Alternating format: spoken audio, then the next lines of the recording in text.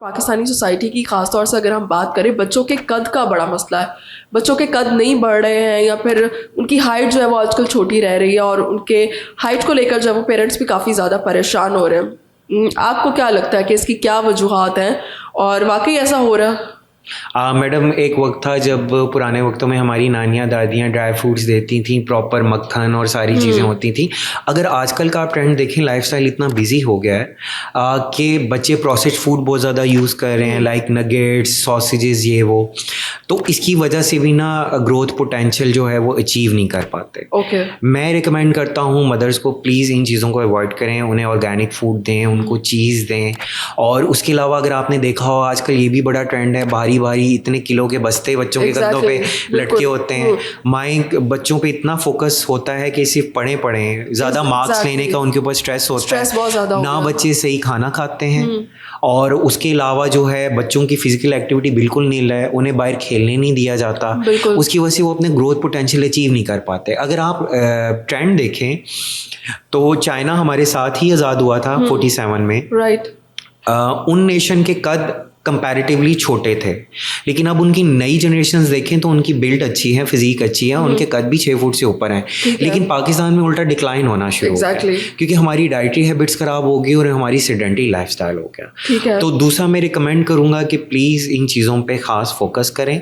और जब भी हमारे पास बच्चे आते हैं जिनमें कद का जो है वो बढ़ोतरी का इशू हो, तो हम पहले एवेलुएट करते हैं। हम ये देखते हैं कि उनमें किन चीज़ों की कमी है, जिन माइक्रोन्यूट्रिएंट्स की कमी है, फिर हम उन्हें सप्लीमेंट्स देते हैं ताकि वो अपने ग्रोथ पोटेंशियल को पहुंच जाएं। कई पेशेंट्स तो हमारे पास इस टाइम पे आते हैं जब उनकी ग्रोथ प्लेट्स हड्डियों की बिल्कुल फ्यूज़ हो चुकी होती हैं, तो अपने ग्रोथ पोटेंशियल को अचीव नहीं कर पाते।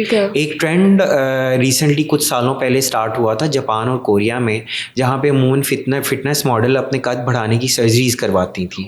वो भी सर्जरी इस तरह की कम्बरसम है कि आप समझें कि आपने 1 साल तक अपने कमरे में ही कैद रखना है। वो खास किस्म का गोल शिकंजा, उसे हम एलिजरफ कहते हैं। It's a painful procedure. So please कोशिश करें, और अब वो भी मतरूक होना शुरू हो गया। सो कोशिश करें कि बच्चों का जो ग्रोथ का टाइम है उसमें अच्छी डाइट दें, उनको एक्सरसाइज करने दें, ताकि बाद में ऐसी सर्जरियों की नौबत ही ना आए।